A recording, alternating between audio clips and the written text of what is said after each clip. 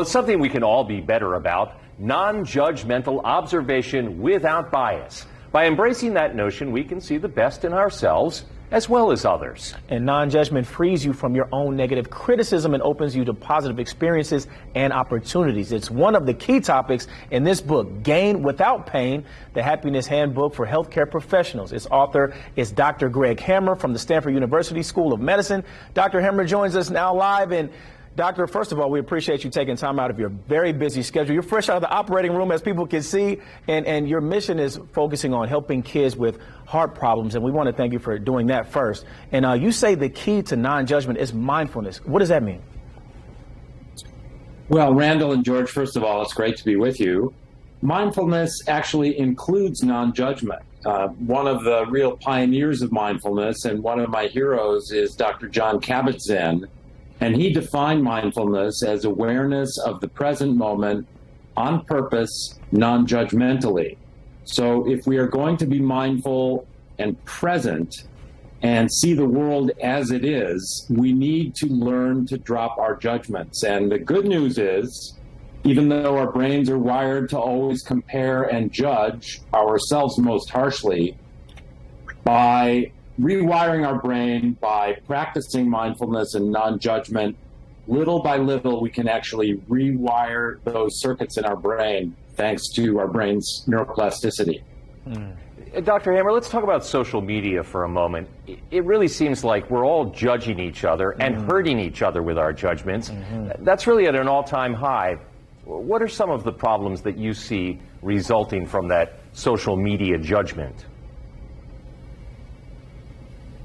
First of all, judgment means casting some kind of hue between ourselves and that which we observe. In other words, we're not really seeing things exactly as they are when we're judging them as good or bad or too much, too little, etc.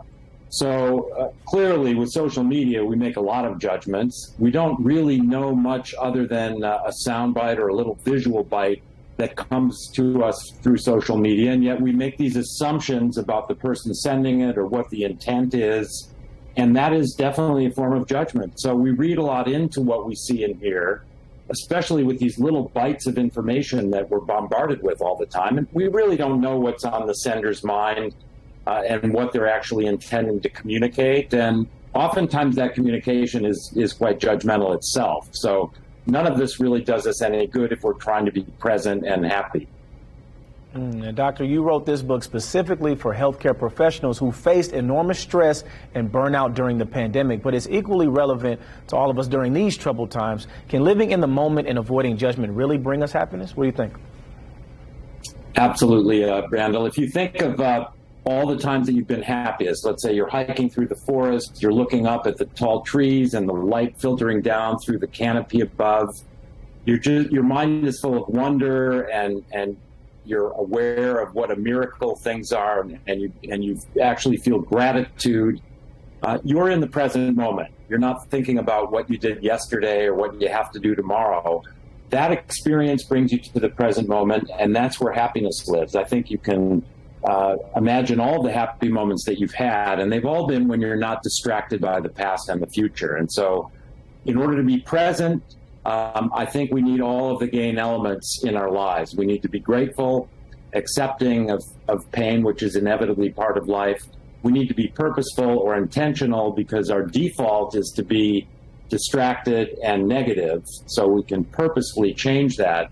And we need to be non-judgmental.